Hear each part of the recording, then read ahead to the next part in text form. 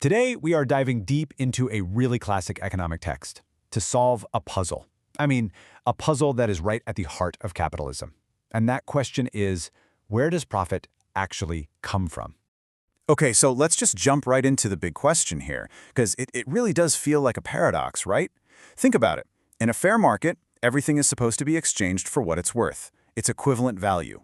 So, if you buy something for $100 and then you turn around and sell it for what it's worth, $100, you haven't made a dime. So how does anyone get rich? Where does the extra money come from? Well, to get to the bottom of this, we're going to follow a character that the source material calls Mr. Moneybags. And his goal? Super simple. He just wants to turn his pile of money into a bigger pile of money. But like we just said, the basic rules of the market, they seem to make that impossible.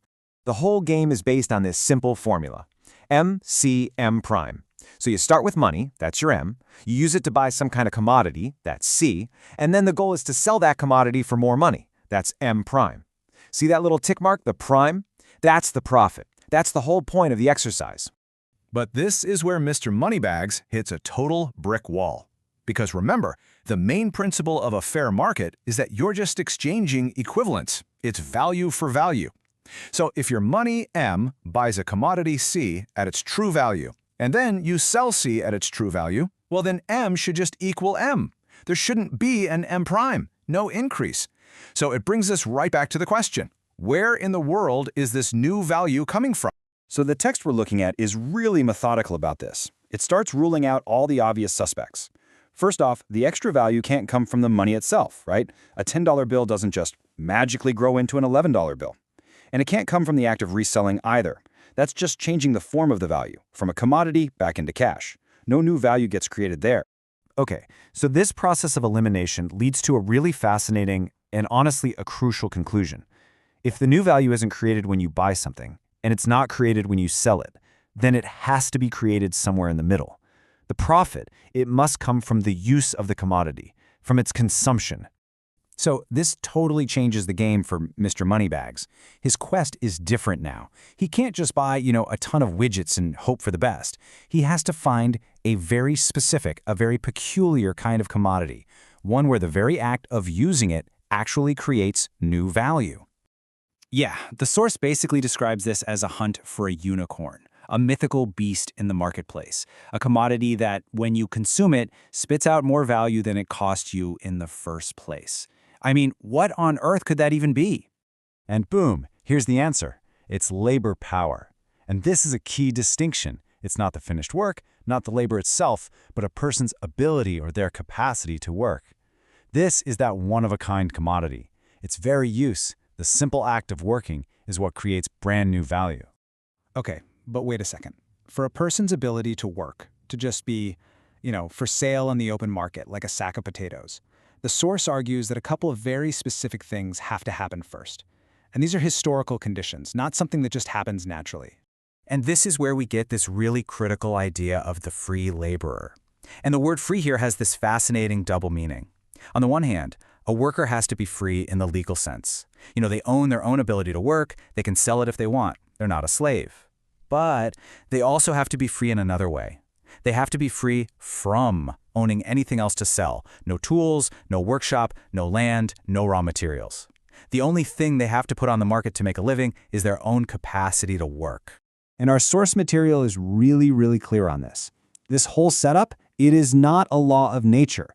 Nature doesn't just create one group of people who own all the money and stuff and another group of people who own nothing but their ability to work. This state of affairs is the end product of a long and often pretty brutal series of economic revolution. All right, so if labor power is a commodity, how do you put a price tag on it? I mean, it's not like you can weigh it or measure it with a ruler. How does that work? Well, the logic actually stays totally consistent with any other commodity. Its value is determined by how much it costs to produce it. So, what does it cost to produce labor power? Simple. It's the cost of keeping the human being who possesses it alive and able to work. So, when you boil it all down, the value of a day's worth of labor power is basically the sum total of everything that worker needs to show up for work again tomorrow. We're talking food, shelter, clothes, but also the cost of raising a family, to create the next generation of workers. It also includes any training or education they need. And there's this interesting final piece the text calls a historical and moral element, which is basically just the accepted standard of living in a given country at a given time. All right, let's move the story forward. The contract is signed. The deal is done. Mr. Moneybags has bought himself a day's worth of labor power, and now the two of them, the buyer and the seller, they leave the open, noisy marketplace and they head off somewhere else. And the way the source describes that marketplace is it's so beautifully ironic. It calls it a paradise, an Eden of the innate rights of man, a place where freedom, equality, and property rule. It's this sphere where two equal parties freely make a deal that's good for both of them. Everything's out in the open. Everything looks perfectly fair. But the moment they step out of that sphere, everything changes. Their whole posture, their demeanor, it shifts. That supposed equality just evaporates. Suddenly you have the money owner striding ahead, confident, now as the capitalist, and the possessor of labor power is following behind, timid and holding back, as the text says, like one who is bringing his own hide to market. The power dynamic that was kind of hidden before, now it's out in the open for everyone to see. And that's where we're going next. We're following them behind those closed doors, into the factory, the office, what the source calls the hidden abode of production. This is where that special commodity, labor power, is actually going to be used. This is where the work gets done. And this is where the secret of how money makes more money is finally going to be revealed. So the source leaves us right on the doorstep, doesn't it? On the outside, in the market, we saw what looked like a perfectly fair exchange of equals. But inside this hidden abode is where the magic, or the misery, depending on how you look at it, happens. It's where capital is born. And that leaves us with the biggest question of all.